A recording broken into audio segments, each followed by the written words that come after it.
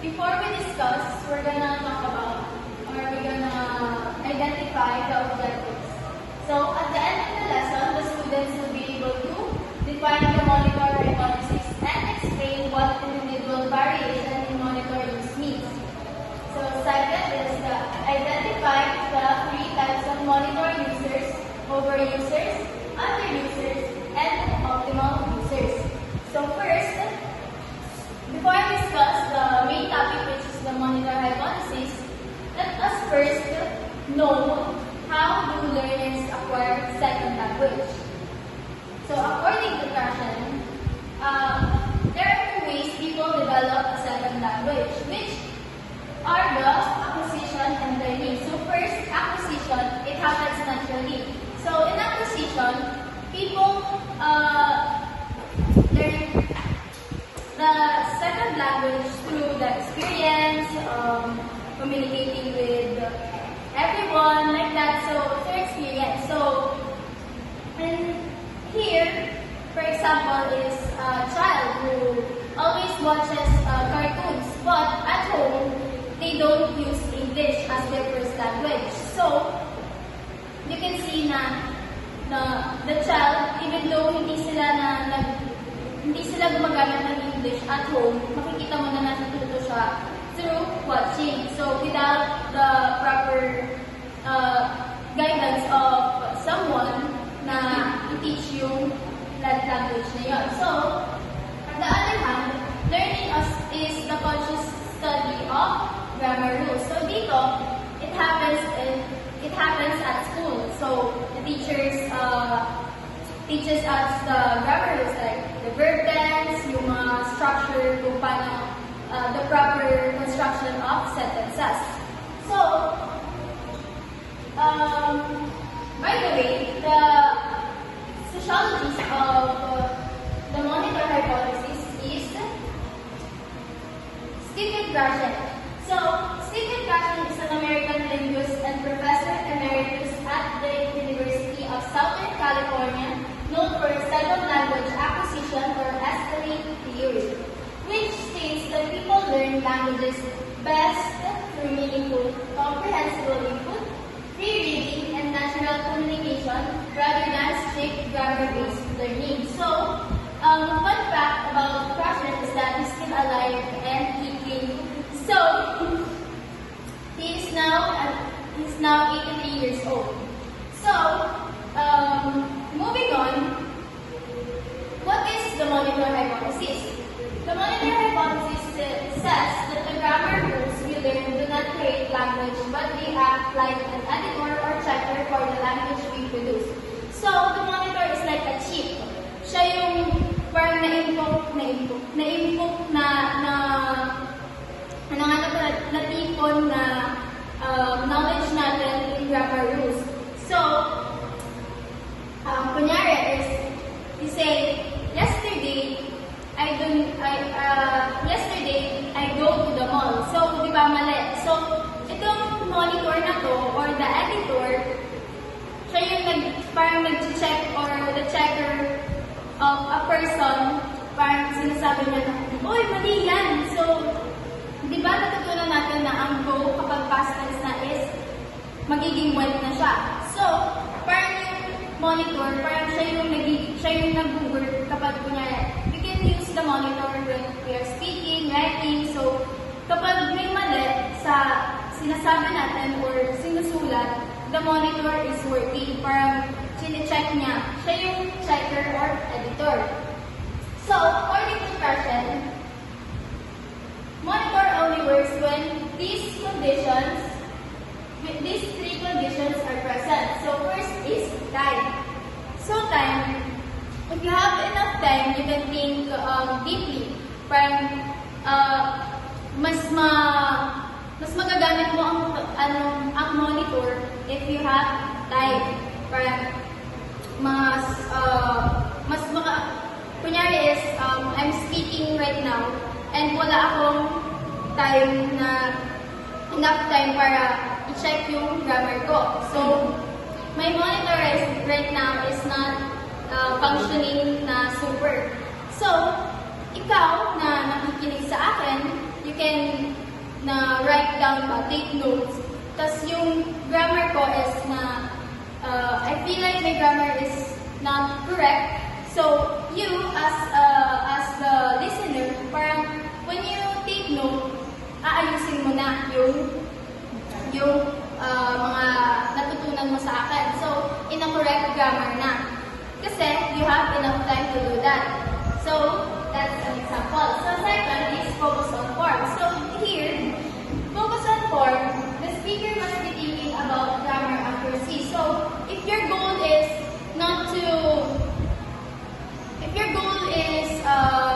just to convey the idea, if your goal is to convey the idea only, but wala ka ng, syempre, wala ka ng pake sa grammar rules. So, the monitor, so you cannot use the monitor kasi more on, magto-convey ka lang ng idea, so wala ka ng pake kung correct ba yung grammar mo or that. So, more on fluency siya, not accuracy. So, third one is knowing the rule or knowledge of the rule. So, if you don't know the rule, paano mo ma-use ang monitor mo? So, these grammar rules can help us to make our sentence grammatically correct. So, if you don't know the rule, how can you use the monitor? So, next is, Krashen states that there are types of people based on how they use the monitor. So, not all people use,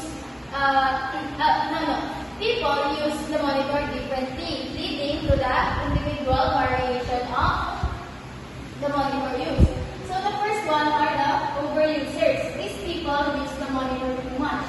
So, these people tend to speak slowly and are hesitant. So, kapag nagsasalita, example is, yesterday, I go to the mall. No, wrong. Yesterday, I went to the mall. That's it. So, di ba makikita mo yung mga overuser na they stop mid-conversation to correct themselves. Parang they are very conscious of their grammar. So, whenever they are talking, they tend to speak slowly and are hesitant. So, the next one are the underusers. These people rarely use the monitor. So, the underusers are the opposite of overusers. So, you can notice that sa overusers, they are conscious. So, but ano naman ito? Opposite na siya ng underusers. They are free. They don't care about grammar even though they know the grammar rules. So here, these people, for example, yesterday I go to mall and buy this. Di ba mali? But you can notice to yourself na kahit na mali yung grammar, yung grammar ko, hindi siya grammatically correct, yung sentence ko, manonotice mo sa sarili mo na nag-get mo yung point ko na kahapon pumunta ako sa mall para bumili nito. So, even though na hindi siya grammatically correct yung sentence ko, nag-gets mo pa rin because underusers rely on what they think sounds right. So, if they feel like na, understandable naman na, so, sasabihin ko na lang, however I want kung, like, understandable naman siya, so, I will not care about the grammar anymore. So, those are the underusers. The last one is the optimal users. So, these people use the monitor in a balanced way. So, according to Krashen, this type of monitor is the best monitor of all. So, because nababalance na nila, so,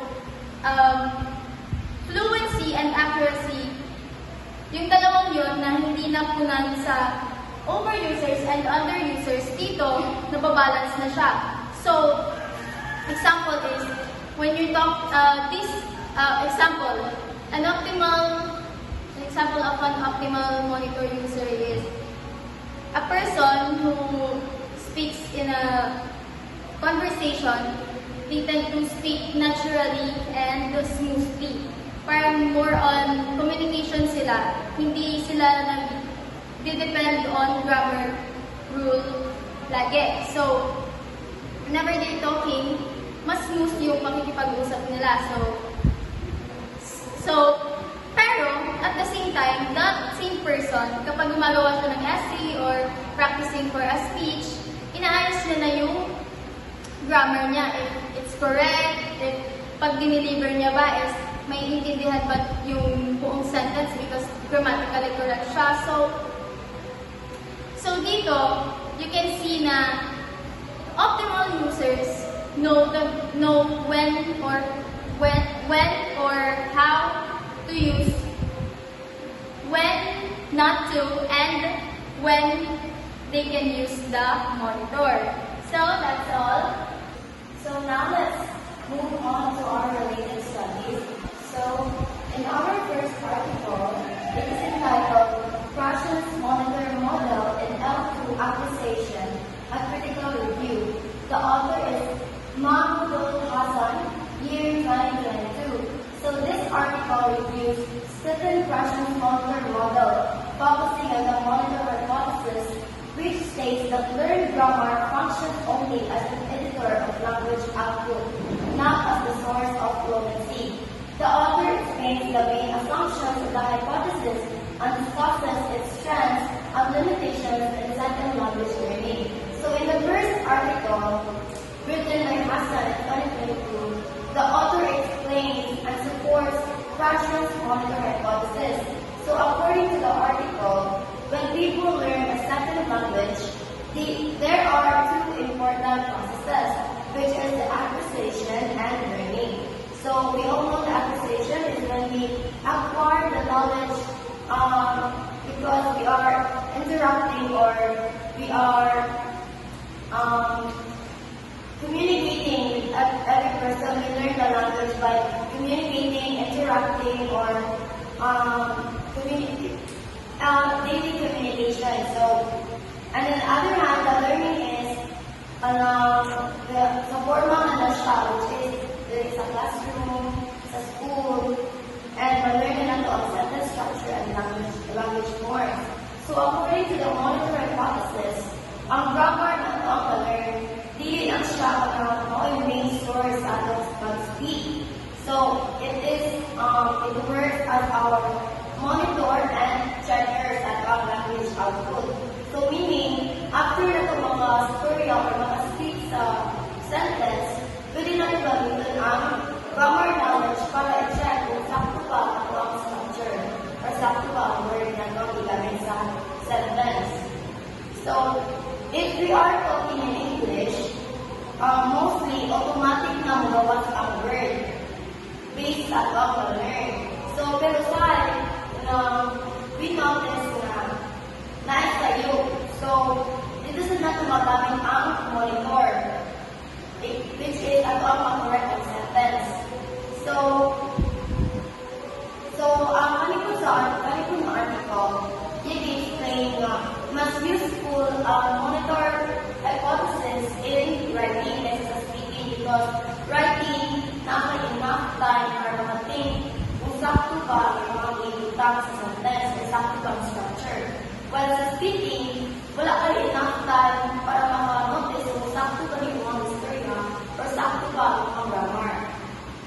And then for our second article, entitled Acquisition, Learning and Monitor, a critical look at Prussian's monitor hypothesis. So the author is John R. Anderson, year 1987.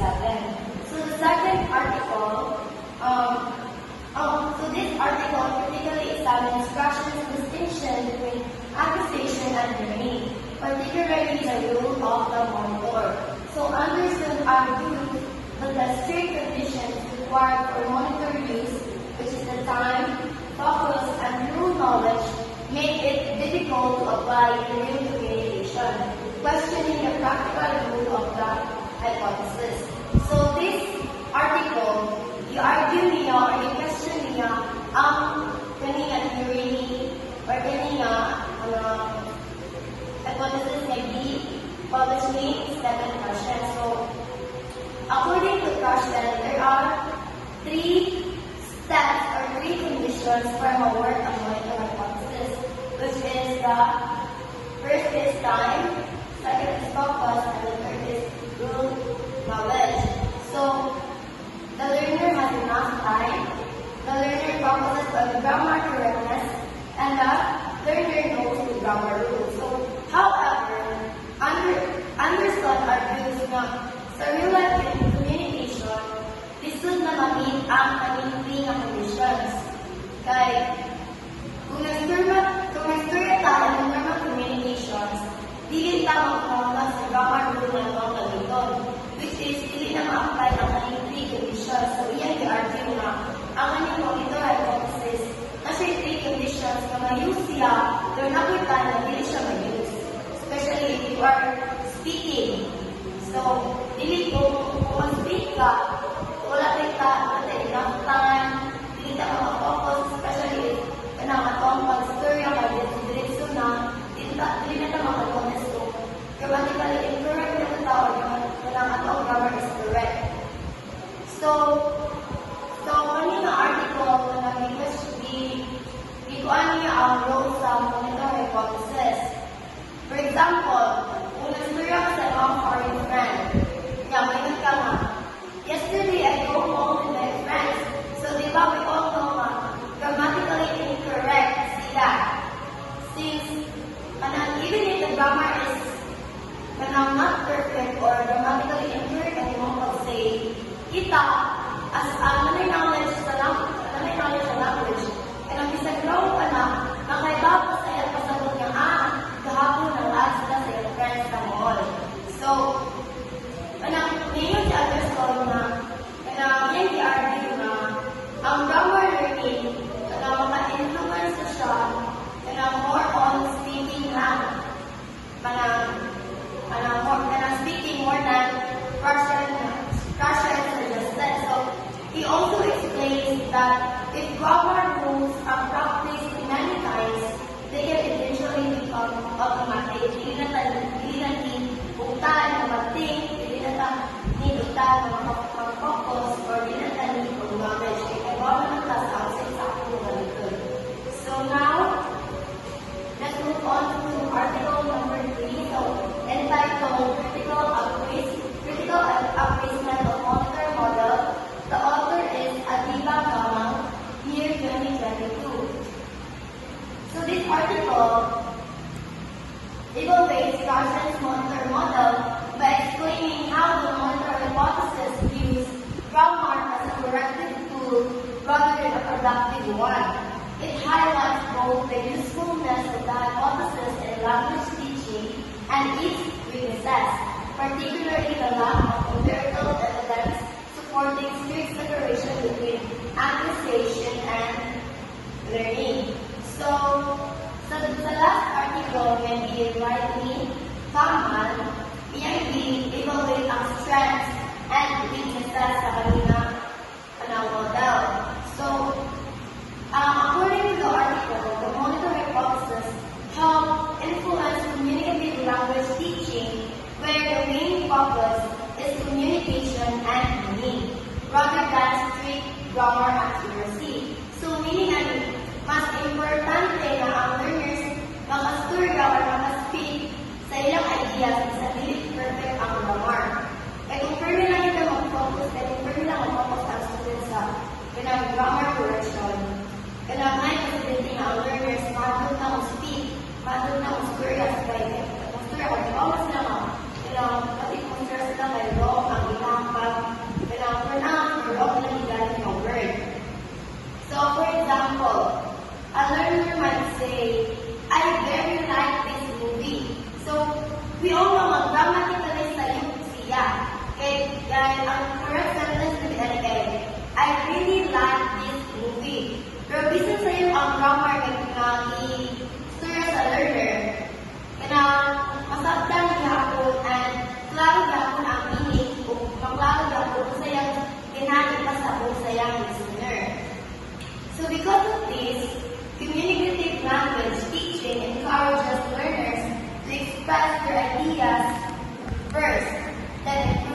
grammar later.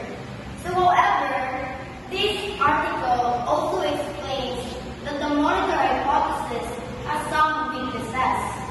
One criticism is that there is not enough strong research evidence proving that acquisition and learning are completely separate. So some researchers believe na ang grammar teaching or ang grammar learning maka-help gabon siya fluency, dili lang sa correction. So for example, kung ang students mag-practice of past tense or past tense verbs many times, so eventually magamit na nila siya naturally during conversations without consciously thinking about the rule. So the article suggests that the monitor hypothesis is useful, but it should be combined with other language learning theories. So in simple closing explanation. So the first article, it supports and explains Russia's monitor hypothesis. And for our second article, it questions and critiques the theory. For the last article, it evaluates both the strengths and weaknesses of the theory.